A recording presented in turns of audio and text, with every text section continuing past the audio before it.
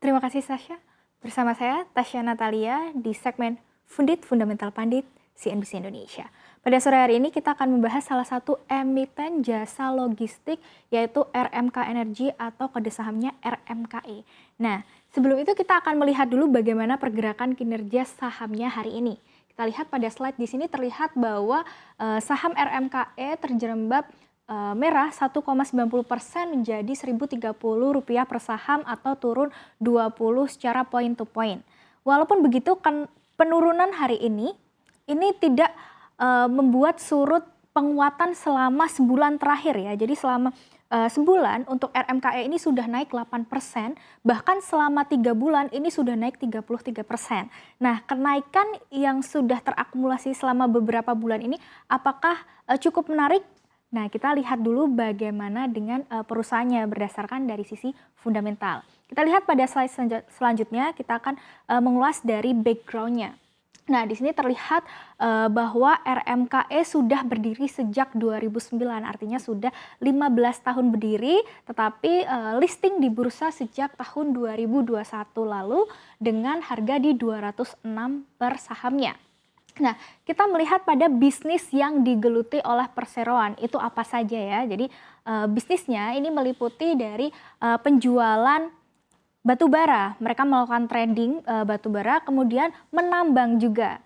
Tapi ini bukan merupakan suatu bisnis utamanya, karena ternyata untuk bisnis utama dari RMK ini merupakan bisnis jasa logistik ya. Ini melalui kereta dan juga melalui kapal begitu. Nah, menariknya RMK ini menjadi satu-satunya perusahaan jasa logistik yang bekerja sama dengan PT KAI ya, karena menggunakan kereta ini membuat operasional pengiriman menjadi lebih murah dan juga lebih cepat.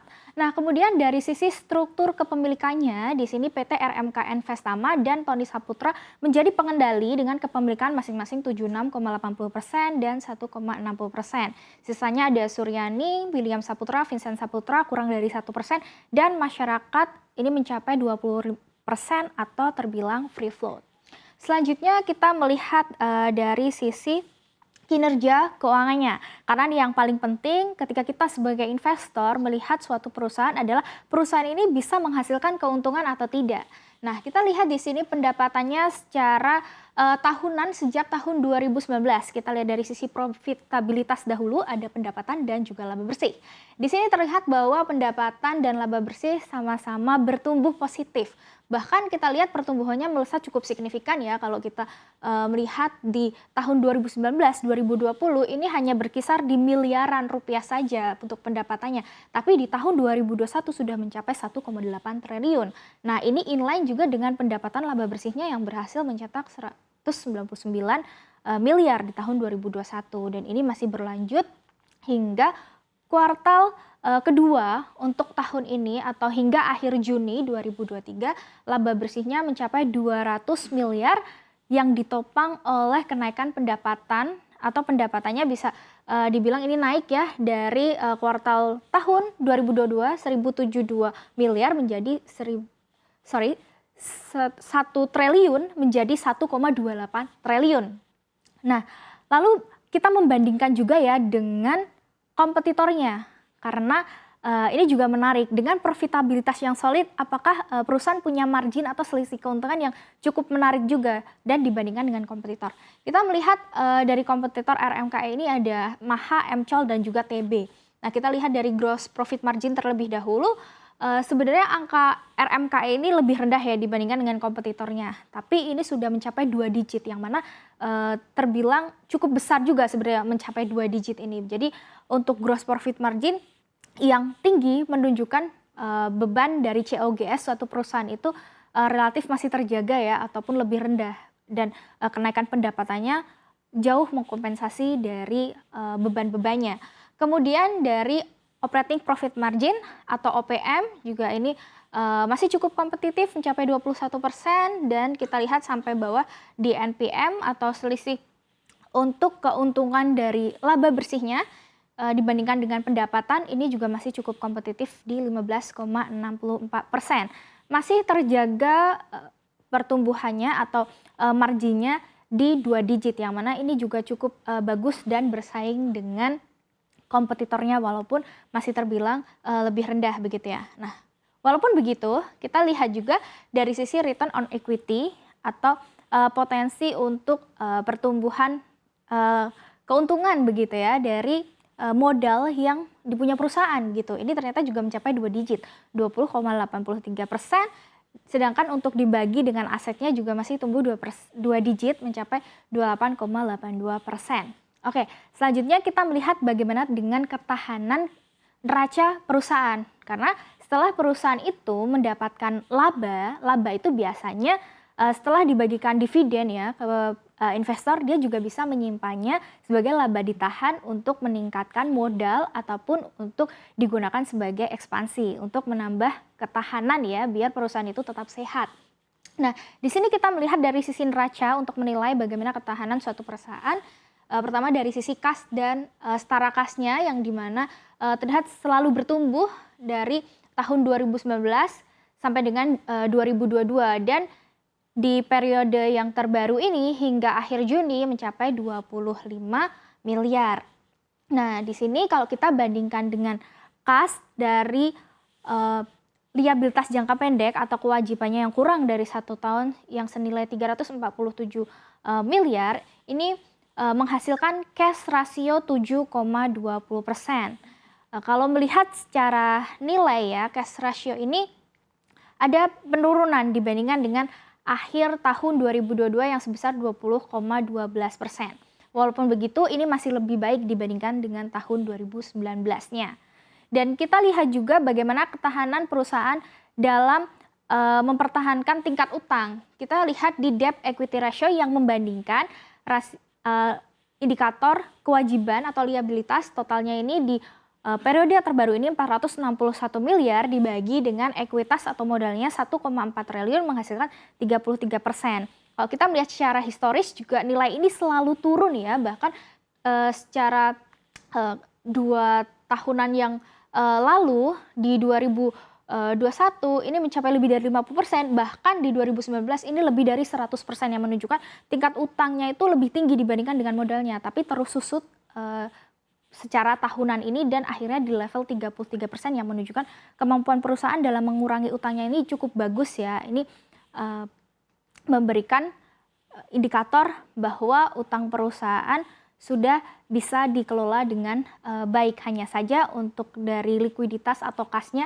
ini mungkin menjadi PR yang perusahaan harus juga perhatikan ya agar cashnya ini bisa lebih baik dan bisa memberikan peningkatan kemampuan untuk membayar kewajibannya.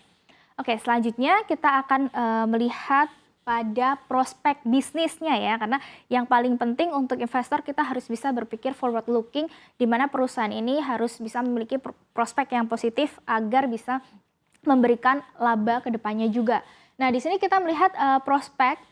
Salah satunya adalah perusahaan ini yang sudah sempat dibahas adalah satu-satunya yang bekerja sama dengan KAI ya untuk melakukan jasa logistik menggunakan kereta api. Nah, jasa ini memberikan satu peluang untuk RMKE bahwa dia bisa menawarkan jasa yang lebih murah dibandingkan dengan yang lainnya. Dan juga ini terletak di Sumatera Selatan ya, yang mana juga cadangan untuk batu bara di sana juga cukup besar sehingga RMK ini menjadi satu pemain yang cukup atraktif lah untuk di jasa logistik batu bara.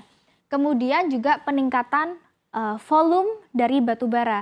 Karena walaupun harga batu bara menjadi satu tantangan ya turun sejak awal tahun ini, tetapi jika volumenya meningkat dan RMKE ini menjadi perusahaan untuk jasa logistik ya yang mengantarkan batu bara, dia malah mendapatkan keuntungan karena volume yang semakin besar artinya operasionalnya akan semakin meningkat juga. Nah, untuk tantangannya tadi sempat dibahas juga ada penurunan dari harga batu bara karena walaupun RMKE masih mendapatkan keuntungan dari jasa logistiknya, tapi dia punya beberapa kontribusi dari mining batu bara yang mana ini juga harus diantisipasi oleh perusahaan bahwa untuk kontribusi dari mining batu bara haruslah lebih sedikit atau tidak terlalu berkontribusi lebih banyak begitu ya ke pendapatan, sehingga pendapatan-pendapatan yang lain dari segmen lainnya seperti jasa logistik ini bisa mengompensasi jika ada kontraksi dari segmen mining batu bara. Nah, selanjutnya ada resiko dari cuaca yang buruk. Seperti kita tahu akhir-akhir ini ada seperti badai El Nino, kemudian juga curah hujan yang mungkin ini juga mendekati musim hujan di akhir tahun. Jadi ini harus diantisipasi supaya pengiriman tidak terlalu terhambat begitu. Selanjutnya juga ada keterbatasan di beberapa wilayah karena tidak menutup kemungkinan juga ya di beberapa daerah di Sumatera Selatan untuk fasilitas beberapa masih ada yang cukup kurang. Tapi di satu sisi ini bisa menjadi satu peluang untuk perusahaan untuk semakin meningkatkan infrastrukturnya. Terlebih jika perusahaan memiliki laba yang cukup yang bisa dialokasikan untuk membangun suatu fasilitas agar bisnis lebih ekspansif kembali. Nah, selanjutnya kita melihat dari sisi valuasi ya. Ini cukup penting karena untuk menilai apakah perusahaan itu mahal atau murah begitu harga sahamnya. Nah, di sini kita membandingkan dengan beberapa kompetitor yakni Maha, MCOL, dan TB. Kita menilai dari sisi PER dan juga PBV, price to earning ratio dan juga price to book value. Nah, di sini terlihat bahwa dari sisi PER terlebih dahulu RMKI ini paling tinggi dari kompetitornya yang menunjukkan valuasinya masih cenderung premium. Kemudian dari sisi PBV ini di rentang 3,41, kalau dibandingkan dengan yang lainnya ini TB yang paling kecil ya 0,96, sedangkan yang paling tinggi ini Maha 3,96. Berarti untuk RMKI ini masih di tengah-tengah lah. Ini cenderung masih dinilai wajarnya untuk PBV, hanya saja memang untuk PER-nya masih cenderung lebih mahal ya. Jadi bisa disimpulkan mungkin untuk harga sahamnya masih cenderung premium, tetapi karena ada akumulasi sejak beberapa bulan terakhir yang mana sebulan naik 8%, kemudian secara 3 bulan sudah naik 30%, ini jika ada koreksi bisa kita lihat teknikalnya apakah menjadi peluang atau tidak ya, karena jika suatu harga saham diakumulasi, trennya juga semakin membaik, potensi harga meningkat itu juga akan semakin tinggi. Ditambah dengan prospek bisnis RMKE ini yang masih cukup cerah ya dari industri, apalagi ada volume batubara yang meningkat dan Indonesia merupakan negara dengan cadangan batubara tertinggi nomor 3 di dunia. Ini membuat jasa logistik masih menjadi cukup menarik. Kurang lebih seperti itu dari saya, Tasya Natalia. Saya kembalikan ke Sasha.